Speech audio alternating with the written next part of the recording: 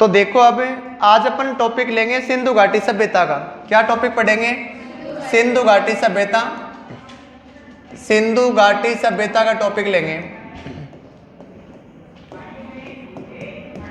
इसमें सबसे पहले अपन बात करेंगे इतिहास की कि इतिहास जो है, इतिहास हिस्ट्री, इसको 3 पार्ट में बांटा गया है। इतिहास को कितने पार्ट में बांटा गया है? समय के अनुसार 3 पार्ट में इसका निर्धारण किया गया है समय के अनुसार। सबसे पहले इसमें आता है प्राग ऐतिहासिक काल। क्या आता है? प्राग ऐतिहासिक काल। प्राग ऐतिहासिक काल वो काल है जिसमें लिखने की कला का आविष्कार नहीं हुआ था। प्राग ऐतिहासिक काल में बाद में आता है आद्य ऐतिहासिक काल। आद्य ऐतिहासिक काल। आद्य ऐतिहासिक काल। आद्य ऐतिहासिक काल जिसमें लिखने की कला का विकास हो चुका था लेकिन उसे पढ़ा नहीं गया। आद्य ऐतिहासिक काल कौन सा काल है? जिसमें लिखने की कला का विकास हो गया था शुरू, लेकिन उसे पढ़ा नहीं गया। और एक होता है ऐतिहासिक काल। ऐतिहासिक काल वो काल है जिसमें लिखने पढ़ने की कला का विकास हो गया है और उसे पढ़ा भी जा रहा है। जो वर्तमान की लिपियां हैं, वर्तमान की भाषाएं हैं, उनके अकॉर्डिंग ऐतिहासिक काल को भी 3 पार्ट में बांटा गया है। ऐतिहासिक काल को कितने पार्ट में बांटा गया है? 3। इसमें एक आता है प्राचीन इतिहास। क्या आता है? प्राचीन इतिहास आता है।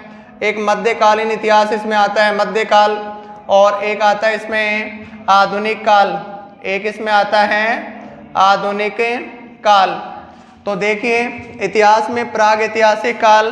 प्राग ऐतिहासिक काल वो काल है जिसमें लिखने की कला का विकास हो चुका है, लेकिन लिखने की कला का विकास नहीं हुआ है।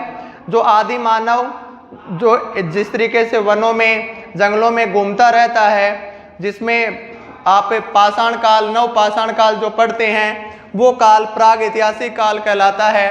प्राग ऐतिहासिक काल के बाद में आता है आद्य ऐतिहासिक काल।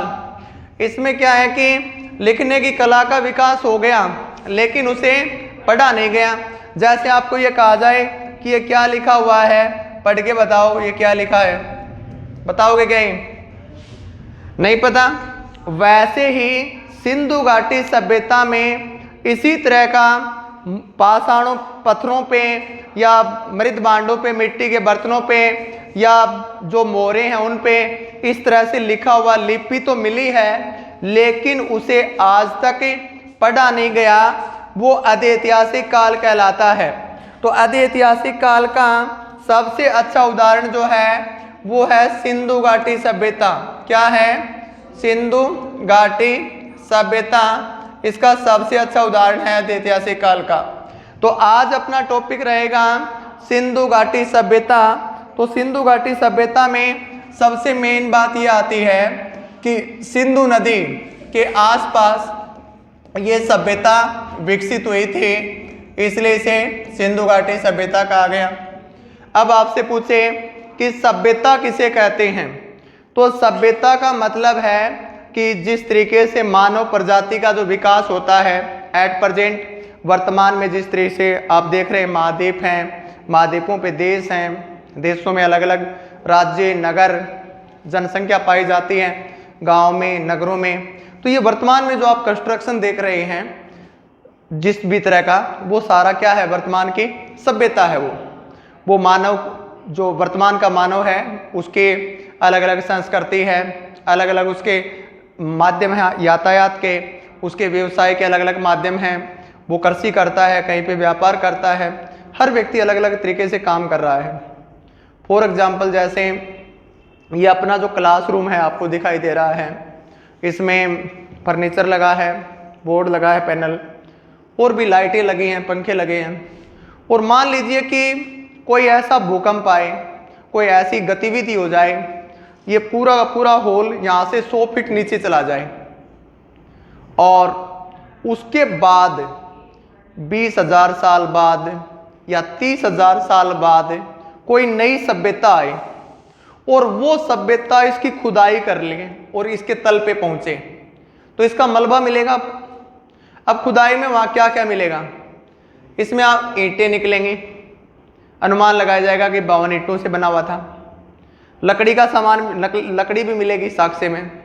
तो वो ये भी थोड़ी ना लिखेंगे कि इसमें राजस्थान पुलिस की या राजस्थान की भर्तियों का बैच लगता था, यहाँ पे उसका फर्नीचर के लिए टेबल डाली गई हैं, ऐसा लिखेंगे क्या? वो अपने हिसाब से कयास लगाएंगे कि लकड़ी का प्रयोग होता था, वो इसका क्या पता हथियार बताएंगे या फर्नीचर बताएंगे, क्या बताएंगे। लोहा मिलेगा, शीशा मिलेगा, इसके टुकड़े मिलेंगे शीशे के, जो भी लाइटें हैं, और शीशा निकलेगा ज़्यादा मात्रा में। जहाँ पे शीशा निकलेगा तो क्या लिखेंगे कि शीशे का प्रयोग बहुत ज़्यादा होता था। ऐसा ही सिंधु घाटी सभ्यता के बारे में अनुमान लगाया गया है, जो फैक्ट मिले हैं। अब सिंधु घाटी सभ्यता की जानकारी का जो स्रोत है अपना, उसमें सबसे महत्वपूर्ण बात यह है कि उसमें पुरातात्विक स्रोत है। हमें जानकारी का जो आधार मिला है वो क्या है? पुरातात्विक स्रोत। खुदाई के दौरान जो मोरे, मृदबांड जो मिले हैं, भवनों के अवशेष मिले हैं, सड़कें मिली हैं, उन्हीं के आधार पे अनुमान लगाया गया है। तो इसके ऐतिहासिक फैक्ट में जाएं तो एट प्रेजेंट मान लो कि 2023 चल रहा है और सिंधु घाटी सभ्यता आज से लगभग 5000 साल पहले था। कितने साल पहले? 5000 साल पहले। अब हुआ क्या था कि जैसे भारत में अंग्रेजों का शासन था, उस टाइम में सबसे पहले ऐसा कहा जाता है कि 1826 में चार्ल्स मैनसन ने, एक अंग्रेज अधिकारी है चार्ल्स मैनसन, क्या नाम है? Charles Manson. इसने सबसे पहले हड़प्पा के टीले को देखा था, लेकिन इसके द्वारा केवल क्या किया गया था? देखा गया था, अनुमान लगाया गया था, उस बात पे कोई गौर नहीं की गई। इसके बाद में पाकिस्तान का एक शहर है लाहौर, लाहौर से कराची रेल लाइन बिछाई जा रही थी। लाहौर से कराची रेल मार्ग विकसित किया जा रहा था। अब इस मार्ग का निर्माण 1853 से 1856 के मध्य हुआ और बर्टन बंधु जो थे, उसमें 2 भाई हैं, एक का नाम है विलियम बर्टन, एक का नाम है जॉन बर्टन। इन दोनों के नेतृत्व में मिट्टी उठा के लाई जा रही थी इधर से टीले से, और यहाँ पे डाली जा रही थी रेल लाइन के बराव के लिए। वहाँ पे ऐसी ईंटें निकली, वहाँ पे ईंट निकली और इन्होंने पहली बार पाया कि यहाँ कोई बड़ी सभ्यता विकसित हुई है। इन्होंने भी ज़्यादा उस बात पे गौर नहीं किया और इनके द्वारा रखी गई अवधारणा पे भी गौर नहीं किया गया। तो ये बात हो गई 1856 की। उसके बाद में क्या होता है? उसके बाद भारत में 1861 में भारतीय सर्वेक्षण विभाग की स्थापना की गई। भारतीय सर्वेक्षण विभाग की स्थापना की गई कनिगम के नेतृत्व में। किसके नेतृत्व में? कनिगम के नेतृत्व में। भारतीय सर्वेक्षण विभाग का संस्थापक किसको माना जाता है? कनिगम को माना जाता है। किसको? कनिगम को। इसके बाद में आगे भारतीय सर्वेक्षण विभाग का अध्यक्ष बन जाता है जॉन मार्शल। कौन बन जाता है? John Marshall. जॉन मार्शल भारतीय सर्वेक्षण विभाग का अध्यक्ष बनने के बाद में इन्होंने ऐतिहासिक पहलुओं की खोज के लिए कुछ महत्वपूर्ण कदम उठाए और उसमें 1921 में खोज की गई हड़प्पा की। किसकी खोज हुई? हड़प्पा की खोज की गई 1921 में। किसके नेतृत्व में? दयाराम साहनी के नेतृत्व में। दयाराम साहनी के नेतृत्व में किसकी खोज की गई है? हड़प्पा नगर की 1921 में। और 1922 में मोहनजोदड़ो की खोज की गई। मोहनजोदड़ो की खोज राखलदास बनर्जी के नेतृत्व में राखलदास बनर्जी। राखलदास बनर्जी के नेतृत्व में मोहनजोदड़ो की खोज की गई 1922 में। अब इसके नामकरण को लेकर के बात करते हैं। अपना टॉपिक क्या चल रहा है? सिंधु घाटी सभ्यता। क्या चल रहा है? सिंधु घाटी सभ्यता की बात कर रहे थे अपने। तो इसमें सबसे पहले इसके नामकरण की बात करें कि इसका नाम सिंधु घाटी सभ्यता कैसे पड़ा है। जब 1921 में हड़प्पा नगर खोजा गया और मोहनजोदड़ो खोजा गया। हड़प्पा जो नगर है वो रावी नदी के बाएं तट पे है। हड़प्पा कहाँ पे है? रावी के बाएं तट पे है और मोहनजोदड़ो सिंधु के दाएं तट पे है। अब सबसे ज्यादा जो नगर मिले हैं वो सिंधु नदी के किनारे मिले। अब हड़प्पा नगर जो है वो सबसे पहले खोज लिया गया। कौन सा नगर है? हड़प्पा नगर सबसे पहले खोजा गया है।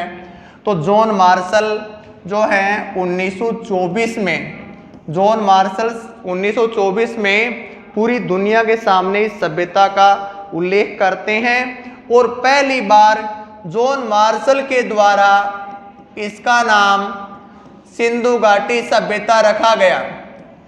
जॉन मार्शल ने सबसे पहले नाम दिया है कौन सा? सिंधु घाटी सभ्यता। सिंधु घाटी सभ्यता नाम सबसे पहले किसने दिया है? जॉन मार्शल ने। किस नदी के नाम पे? सिंधु के नाम पे, क्योंकि सबसे ज्यादा नगर सबसे पहले आसपास किसके मिले? सिंधु नदी के आसपास मिले हैं। अब ये बात हो गई 1924 की। अब इसके अन्य नाम पढ़ते हैं। सबसे जो अगला जो नाम आता है वो है हड़प्पा सभ्यता। अब सिंधु घाटी सभ्यता को हड़प्पा सभ्यता इसलिए कहा जाता है क्योंकि सबसे पहले हड़प्पा नगर खोजा गया। कौन सा नगर खोजा गया? हड़प्पा नगर खोजा गया। और हड़प्पा जो नगर है ये सिंधु घाटी सभ्यता का प्रवेश द्वार कहलाता है। सिंधु घाटी सभ्यता का प्रवेश द्वार किस नगर को कहते हैं? हड़प्पा नगर को कहते हैं। प्रवेश द्वार का मतलब है कि जहाँ सिंधु घाटी सभ्यता टॉपिक में आप एंट्री करांगा तो बीच में रास्ता में क्या होगो? हड़प्पा होगो। तो हड़प्पा सबसे 1921 आएगा, 1921 में हड़प्पा आएगा, फिर 1922 में जाएंगे जब मोहनजोदड़ो आएगा। तो इसलिए सिंधु घाटी सभ्यता का नाम हड़प्पा सभ्यता रख दिया गया।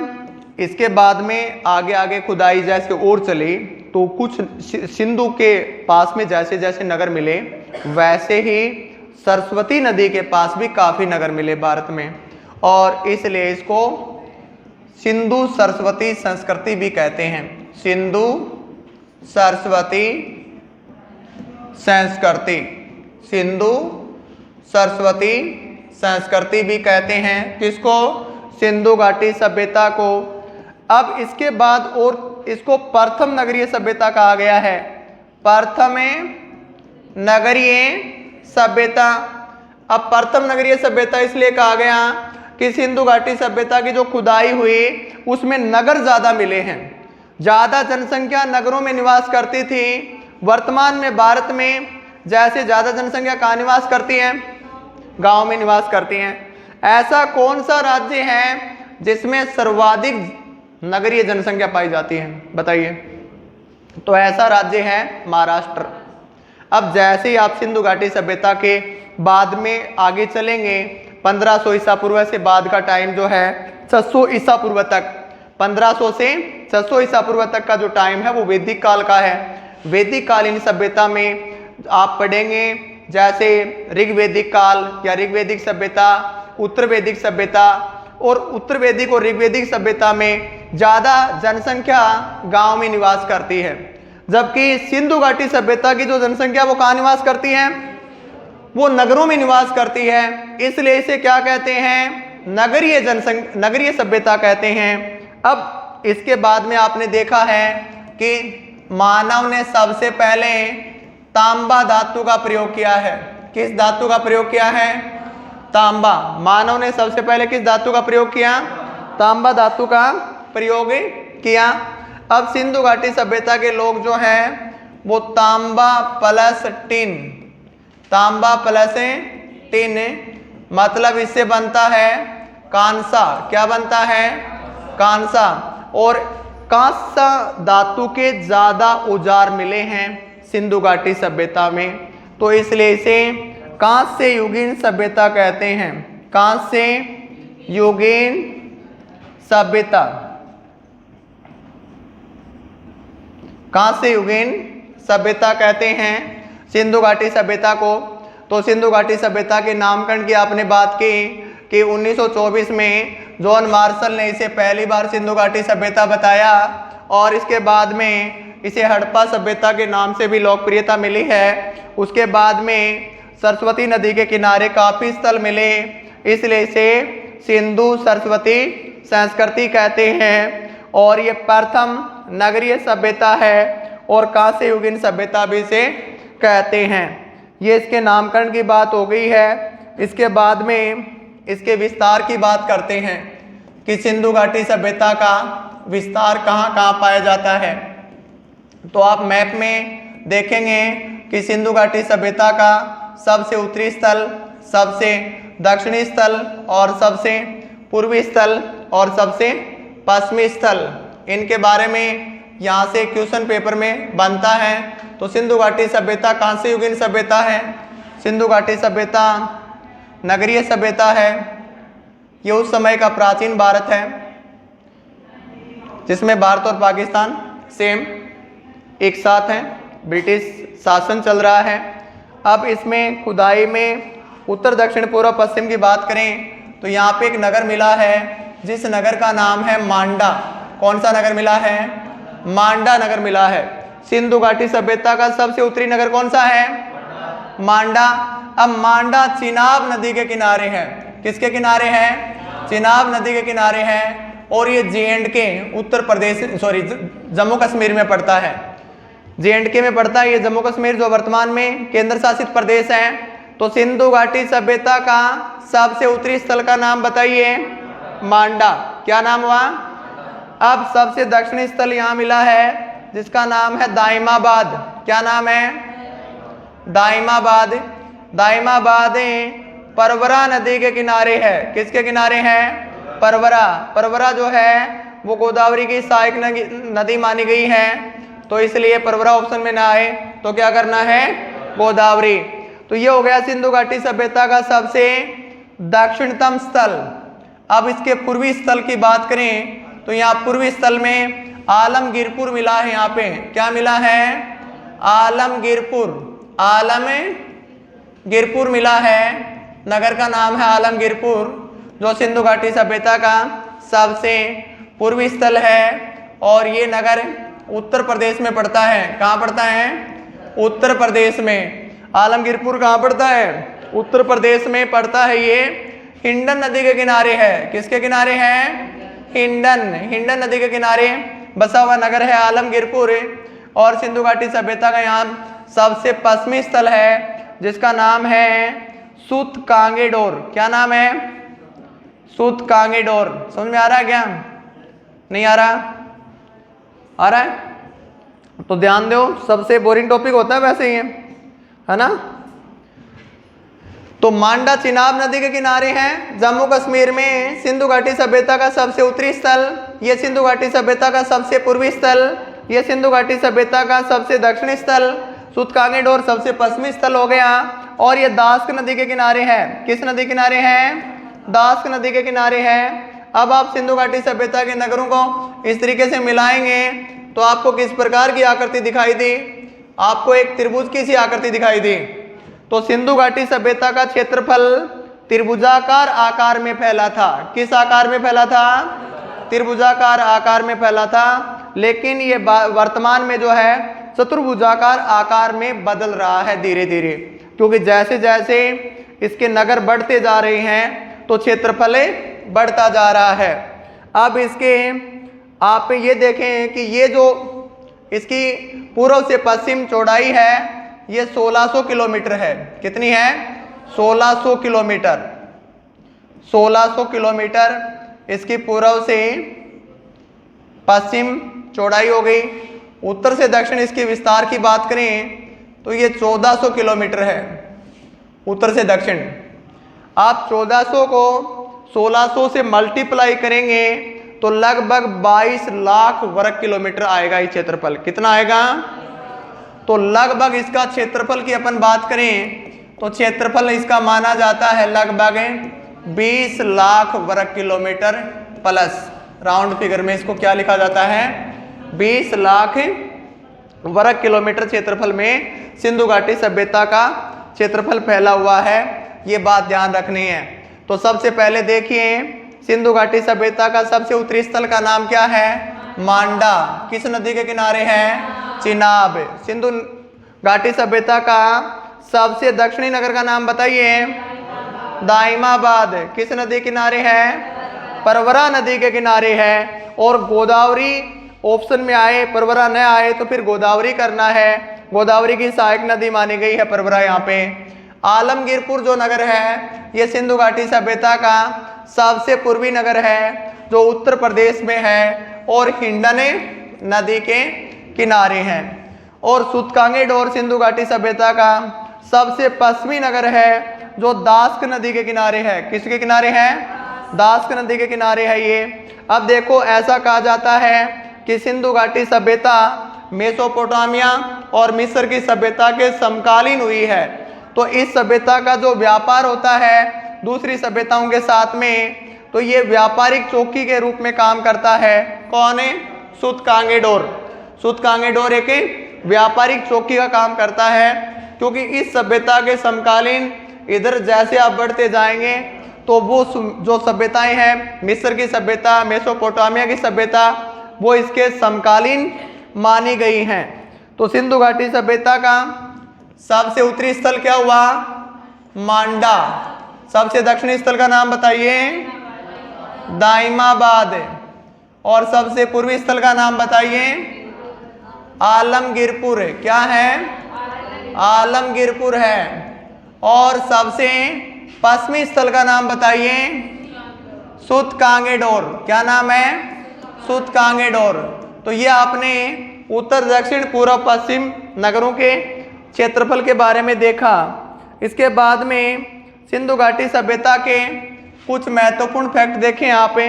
इसकी विशेषताओं के कॉमन जो विशेषताएं इसकी सिंधु घाटी सभ्यता के, उनके बारे में देखिए। तो सबसे पहले आप बात आपने देखी कि ये नगरीय सभ्यता है। कैसी सभ्यता है, नगरीय सभ्यता है। सिंधु घाटी सभ्यता की जनसंख्या ज्यादा कहाँ निवास करती है, नगरों में निवास करती हैं। अब नगर में जनसंख्या होगी तो उसका जो व्यवसाय होगा, उसका जो आधार होगा जीवन यापन का, वो क्या होगा, व्यापार। तो यहाँ की पॉपुलेशन जो है, जनसंख्या है, वो कृषि पर आधारित व्यापार करती है। अब जो नगर मिले हैं खुदाई में, वो दो पार्ट में मिले हैं। कितने पार्ट में, दो। एक तो उसका पश्चिमी पार्ट मिला है, एक पूर्वी टीला। दो टीले मिले हर नगर में। खुदाई में हर नगर में कितने टीले मिले, दो। ये इधर वाला पश्चिमी टीला कहलाता है, ये वाला पूर्वी टीला कहलाता है। पश्चिमी टीला और पूर्वी टीला। अब जो पश्चिमी टीला है ये ऊंचाई पर होता है। पश्चिमी टीला कहाँ होता है, ऊंचाई पर, बाढ़ आदि न आए। और पश्चिमी टीला दुर्गीकृत होता है। दुर्गीकृत का मतलब है इसके चारों ओर चार द्वारी मिलती है। इसके चारों ओर क्या मिलती है, चार द्वारी। दुर्गीकृत मिलता है पश्चिमी टीला। इसमें शाही लोग रहते हैं, शासन करने वाला वर्ग के लोग रहते हैं। कौन रहते हैं, शाही, पुरोहित वर्ग, शासन करने वाले वर्ग के लोग यहाँ इसमें रहते हैं। और इसको बोल सकते हैं यहाँ पे, इसमें वीआईपी लोग रहते हैं, वेरी इंपॉर्टेंट पर्सन जो हैं, शासक वर्ग। अब पूर्वी जो टीला है इसमें आम जन रहता है, पशुपालन करने वाले रहते हैं, बढ़ई रहते हैं, मतलब सामान्य पॉपुलेशन पूर्वी टीले में रहती है। इसका कारण था इसका कारण साइंटिफिक कारण था, क्योंकि हवाएं इधर यहाँ उत्तर पश्चिम से ज़्यादा चलती हैं और ये वर्ग चाहता है कि हमें हवा कैसी मिले, हमें शुद्ध हवा मिले। इस दिशा से आने वाली जो हवाएं होती हैं वो शुद्ध हवाएं होती हैं। कोई भी नगर होता है, उस नगर का उत्तर पश्चिमी इलाके में हवाएं शुद्ध होती हैं। उसका दक्षिण पश्चिमी इलाका, सॉरी दक्षिणी पूर्वी इलाका है, जैसे ये राजगढ़ है तो इसके ऊपर से जैसे हवाएं जाएंगे तो दक्षिणी पश्चिमी इलाके में हवाएं जाएंगे तो हवाओं में धुएं के कण हो जाएंगे तो प्रदूषित हवा होगी। तो ये लोग क्या करते हैं, जैसे पशुपालन रखते हैं, पशु रखते हैं या चमड़े आदि का कोई उद्योग लगा रखा है तो उसमें किसी प्रकार का स्मेल गंध यहाँ पे न आए, उसका ये कारण था। तो नगरीय सभ्यता थी। प्रत्येक नगर कितने टीलों में विभाजित है? 2 टीलों में। एक नगर ऐसा है जो 3 टीलों में विभाजित है, उसका नाम है धोलावीरा। क्या नाम है? धोलावीरा 3 भागों में विभाजित नगर है सिंधु घाटी सभ्यता का। धोलावीरा जो है वो 3 भागों में विभाजित नगर है सिंधु घाटी सभ्यता का। दूसरी विशेषता मातृस्थात्मक सभ्यता है। माता का जो स्थान है वो प्रधान है सिंधु घाटी सभ्यता में। अभी पुरुष प्रधान समाज है। इस सिंधु घाटी सभ्यता के दौर में माँ स्त्री जो है उसका स्थान सर्वोच्च है। पूछते ये घर किसका है? बिमला का है। ये बित्सा किसका है? ये अनीता का है। किसी का नाम बताते ही माता का नाम बताया जाता है। मातृस्थात्मक समाज का मतलब ये होता है वंश माँ के नाम से चलता है। किसके नाम से चलता है? माँ के नाम से वंश चलता है। तो मातृस्थात्मक सभ्यता है, नगरीय सभ्यता है। अच्छी आधुनिक सुविधाओं से युक्त नगर थे। सड़कें एक दूसरे को समकोण पे काटते थे। घरों के दरवाजे मुख्य सड़कों पर नहीं खुलते थे। घरों के दरवाजे मोहल्ले की जो छोटी गलियां, छोटी सड़कें होती हैं उधर खुलते हैं। एकमात्र ऐसा नगर जिसमें घरों के दरवाजे मुख्य सड़कों की ओर खुलते हैं वो लोथल नगर है। कौन सा नगर है? लोथल। और सिंधु घाटी सभ्यता का सबसे प्रसिद्ध नगर भी लोथल है। ऐसा पूछे कि ज्यादा जनसंख्या वाला नगर कौन सा था सिंधु घाटी सभ्यता का, तो मोहनजोदड़ो है। पॉपुलेशन सबसे ज्यादा कहाँ मिली है? मोहनजोदड़ो में मिली है। तो सिंधु घाटी सभ्यता कांस्य युगीन सभ्यता है, नगरीय सभ्यता है। कृषि पर आधारित व्यापार किया जाता है यहाँ पे। और मेसोपोटामिया और मिस्र की सभ्यता के समकालीन इसको माना गया है।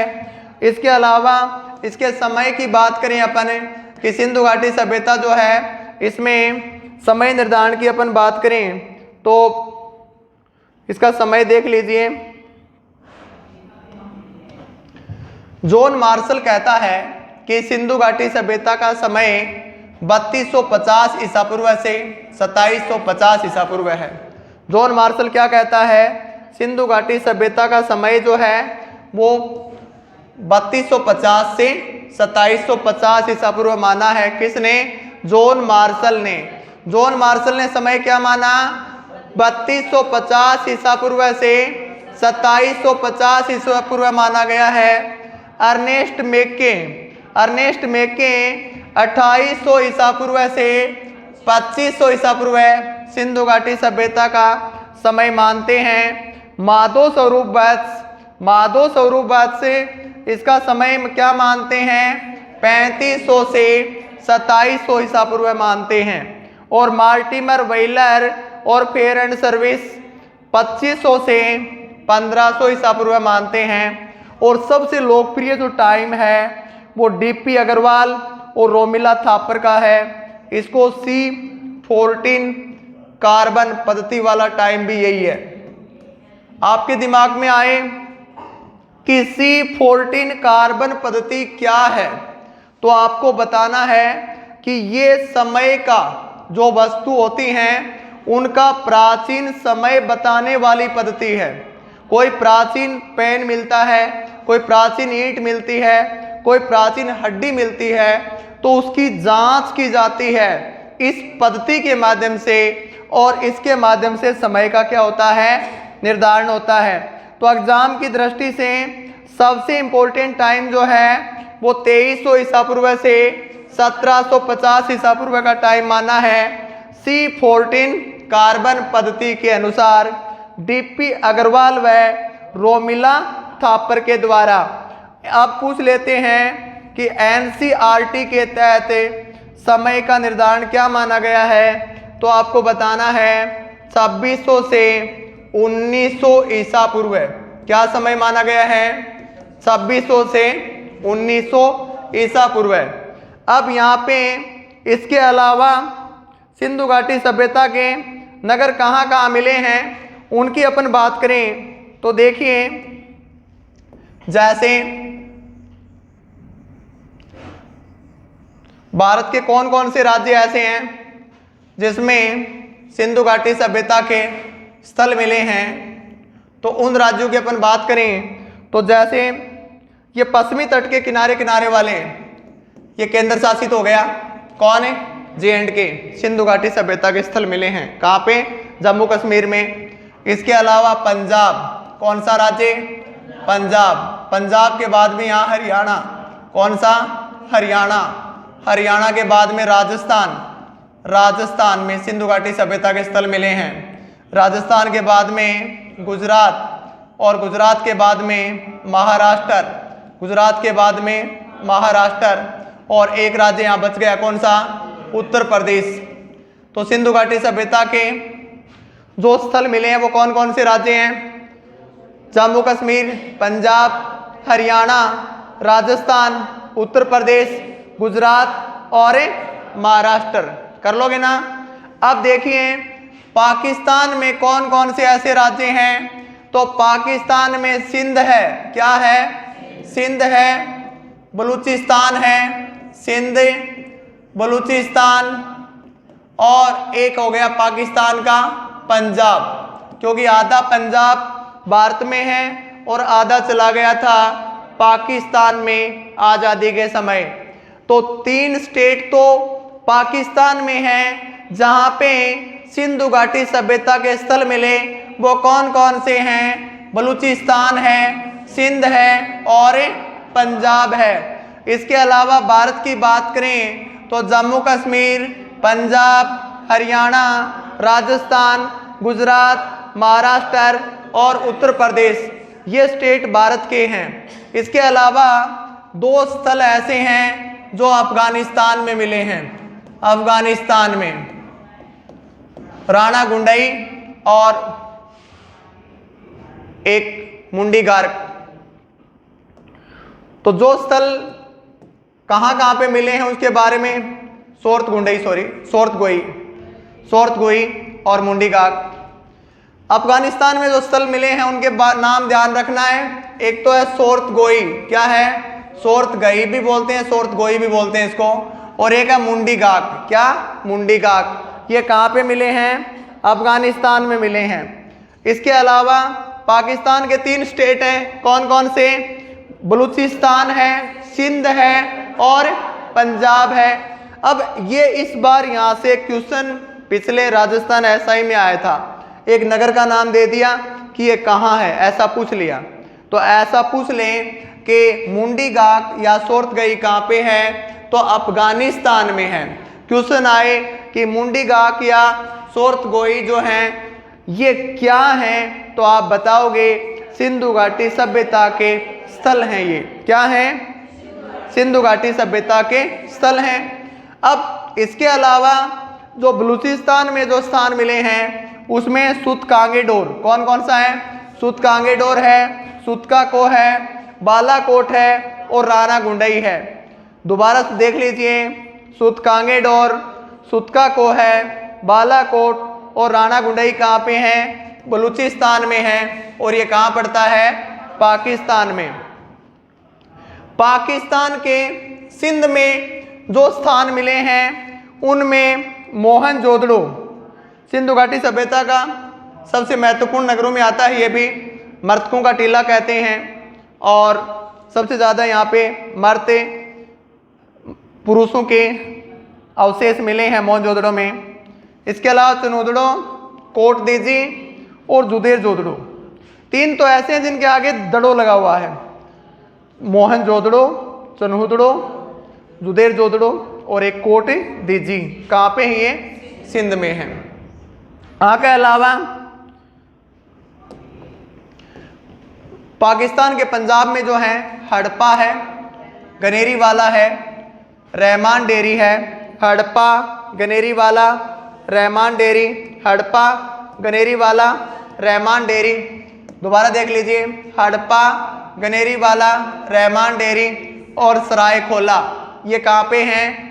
पाकिस्तान के पंजाब में हैं। कहाँ पे हैं? पाकिस्तान के पंजाब में हैं। राजस्थान में जो सबसे महत्वपूर्ण स्थल मिले हैं उनमें कालीबंगा, पीलीबंगा और तरखा आने वाला डेरा, ये गंगानगर में है। तो सबसे ज्यादा लोकप्रिय राजस्थान में क्या है? कालीबंगा है। उत्तर प्रदेश में जो स्थल मिले हैं उनमें आलमगीरपुर, क्या है? आलमगीरपुर है, हुलास, आलमगीरपुर हुलास। और इसके अलावा गुजरात में जो स्थल मिले हैं उनमें रंगपुर है, धोलावीरा, प्रभास पाटन, रोजदी और लोथल। लोथल जो है ये सिंधु घाटी सभ्यता का प्रसिद्ध बंदरगाह है। सिंधु घाटी सभ्यता का प्रसिद्ध बंदरगाह क्या है? लोथल है। कहाँ पड़ता है? गुजरात में पड़ता है ये। पंजाब में रोपड़, बाड़ा और संगोल। रोपड़ वो स्थल है जो आज़ादी के बाद में खोजा गया, भारत में खोजा गया पहला स्थल। भारत की आज़ादी के बाद भारत में खोजा गया सिंधु घाटी सभ्यता का सबसे पहला स्थान कौन सा है? रोपड़ है। किस नदी के किनारे मिला था ये? सतलज नदी के किनारे मिला था। कहाँ पड़ता है? भारत के वर्तमान पंजाब में। इसके अलावा हरियाणा में जो स्थल मिले हैं, राखीगढ़ी, बनवाली, मीताथल। राखीगढ़ी, बनवाली और मीताथल कहाँ पे हैं? हरियाणा में है। और फिर दाइमाबाद, जो आपने देखा सिंधु घाटी सभ्यता का सबसे दक्षिणी स्थल है, जो कहाँ पड़ता है? महाराष्ट्र में। तो आपने कुछ बातें देखी कि सिंधु घाटी सभ्यता जो है ये एक ऐसी सभ्यता है जो नगरीय सभ्यता कह सकते हैं, और लगभग ये 3500 ईसा पूर्व है, जो वर्तमान से 5000 ईसा पूर्व इसकी जो खोज ये सभ्यता विकसित हुई थी। किसी न किसी कारण से ये सभ्यता का पतन हुआ, ये पहलू अपन अलग से पढ़ेंगे।